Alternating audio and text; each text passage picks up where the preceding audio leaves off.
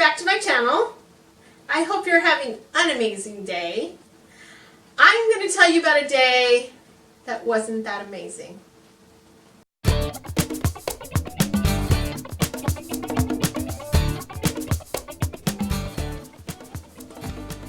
So, some people know that back in, it's been almost 5 years now, I moved from the Central Coast. I live in California, from the Central Coast to the Central Valley. So if you live in California, you'll kind of get that. But I moved for a job, and so I moved, and I was by myself, and I stayed with my son for the first couple months, and then I moved into a house that was in the city that I was working in. So I had been commuting an hour each way for a couple months. And then moved in, and of course, living by yourself, you're like a little uneasy. I didn't have my dog, who keeps pacing back and forth here. And then around, my birthday's in the month of August, and literally, I think maybe it was a day or two after my birthday, it was right around there, I got there was something going on, and I go to the hospital, and it wasn't me, it was someone else, but went to the hospital and dealing with a lot of stuff, and there was a lot of personal things going on that I'm not going to share, but there's a lot of things going on. Got to the hospital, it was super packed, and in the Central Coast, you literally like walked in the door and walked to a bed. If you went to the emergency room, it was kind of weird, but over here in Central Valley, it was packed. And so it was hours, and it was maybe like 2 hours. And then we figured, you know what, this is not working. Let's try to see if we can find an urgent care. And I wasn't quite sure about the city yet or anything, so I wasn't sure what to do. So we decided to go home, and my husband was in town at the time. So we went home, and we were coming in the back door. And I said, did you, not, like we had two back doors. So we had going through one back door, which is a breezeway back door, and then going actually the house. And I don't live at that house anymore. But anyway, I said, did you leave the back door open? And he's like, no. And I'm like, are you sure? Because it's wide open. And he's like, what? And then we looked, and the window next to it was our like dining room window. And it was broken, and I was like, and there were old houses, so you had to crank the window open, so it was open, and I was like, oh my freaking God! I didn't use those words, as you can imagine, but I was like, someone broke into our house. So we go around and we look and we see, and the most devastating thing that I had ever imagined was that my mom's, I had all her costume jewelry and things like that, it's very sentimental stuff, was all taken. I don't care what the heck else they took, but they took the things that were literally most precious to me. And I was devastated, freaking devastated over that. And knowing that they were in the house, and knowing they got things that were loose, so the laptop, a Kindle, iPad,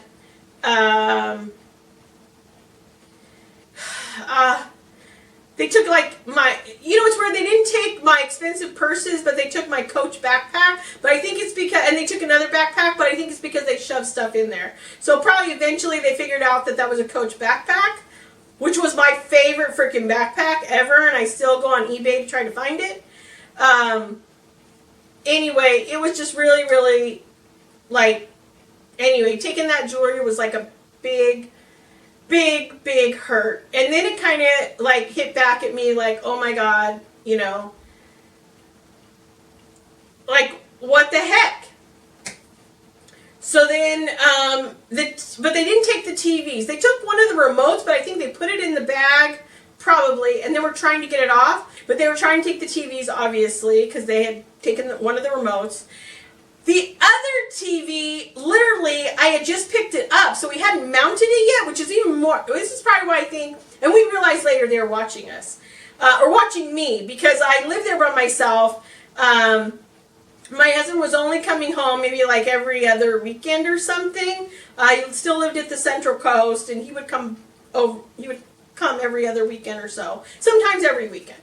And so that's what was happening. And I was like, anyway, I didn't have one TV that wasn't mounted yet.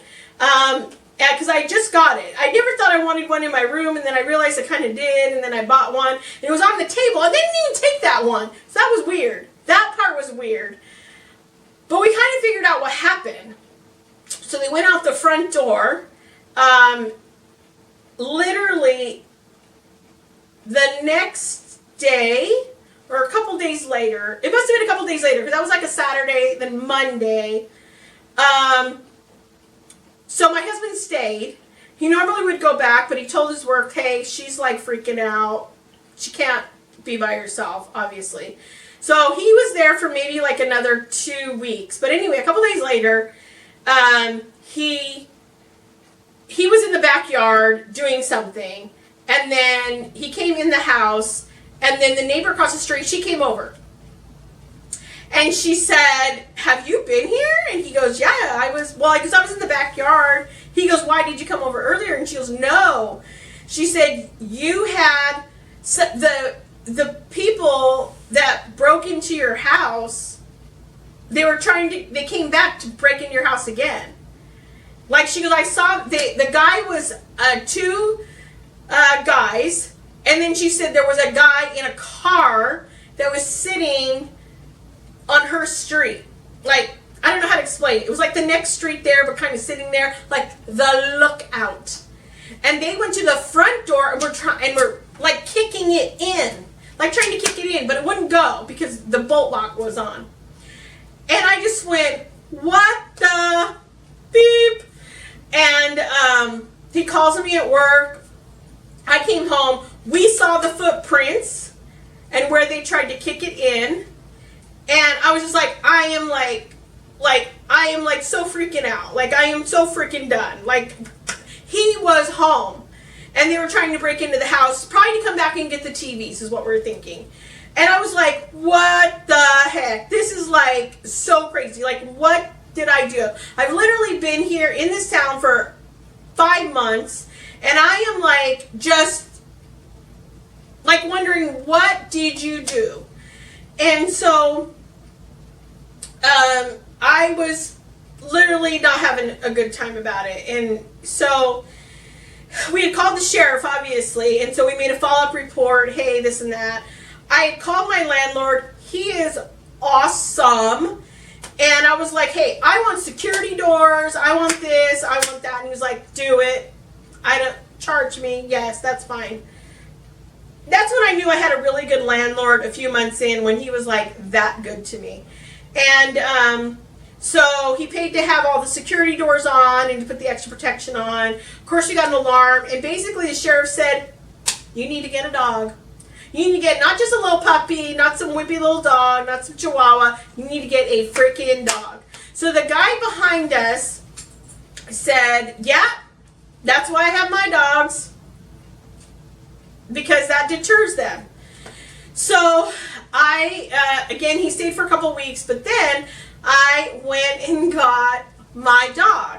So I had been looking for different places to kind of get my dog at, and I always do rescues. I worked at an animal shelter for a while. It's a city job. But I worked at an animal shelter, and I worked in the office, but still, I was like, I always wanted to take every dog home. I'm like, oh my God, that's so cute! But anyway, I knew I needed to get a rescue dog, obviously, and so, but it had to be a big dog. It had to be a dog that could be around my grandkids. I was so lucky at the time. My daughter was still living at the Central Coast, and so she had her kids. And I ended up going over there, and I said, let's just stop at the shelter. It wasn't far from where she lived. So I got to the shelter and they pulled this beauty out and they explained her little life. She wasn't like picked up or anything. She was like put there because she did not get along with other animals. And then someone did adopt her, and then they brought her back. And I'm thinking there's a few reasons why. It's because, well, she doesn't get along with other animals pretty much at all. She is a little bit of a needy girl. She's very needy. We also noticed that we were feeding her one kind of food, and she shed a lot. And then we switched it. I didn't switch it, actually. My husband did. But he switched it, and she actually stopped shedding as much. So we're thinking maybe she's allergic to the food, which is a possibility. And so this is how this one got rescued. Now my daughter's kids were there. We went to the shelter at the coast, and I was lucky that they were there because then I could see what her temperament was with those with the kids, because it was important that she be able to be around kids. So she loves kids. Now she's not a fan of people, especially if they're around me. But for some reason, she does like the vet people. I think they give her treats back there. They take her in the back room. I think they give her treats. I think that's why she likes it. Because no dog of mine has ever liked the vet. So, anyway, she's been a wonderful dog. She was totally house trained when we got her, which was amazing. And she fit right in right away very fast. And she is a protector, believe me.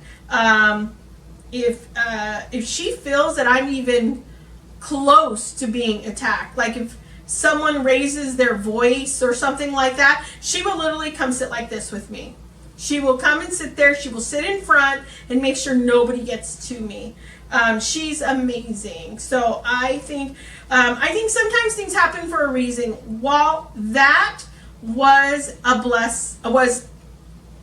while the robbery was a horrible thing to go through and to be in the middle of, this was probably the best thing that came out of it, was that she needed a home, I needed to feel protected, and living alone and stuff. I think that really does make me feel secure. And so at the time, my husband went back to work, and then I had her, and she would sleep on my bed, and then she had beds. Like, she's so freaking spoiled. But this is the way she is all the time. It's so funny because she'll sit and then she'll lean, and then literally if I move, she'll like literally fall, because that's how much that she's like leaning on me. But she's so precious. So anyway, she loves the kids, grandkids. Yeah. So yeah, that was my devastating burglary story that ended somewhat well. Did I get anything back? No. Did I try? Yes. I did go to pawn shops. I did put a note on Craigslist several times. I did put pictures of stuff, of whatever I had. Yeah, I didn't get anything back, never heard anything. I never ever felt unsafe again. So, yeah. So if you like this video, give it a little like. I would suggest, if you're thinking about getting a pet, go to a shelter first, rescue a dog. They can be as loving as this, and believe me, sometimes it's more worth it than you think. And there are a lot of like full breeds in rescue shelters. So yeah. Alright, Sadie says give it a like, and if you want to see her in the future, subscribe. Take care and have a great day.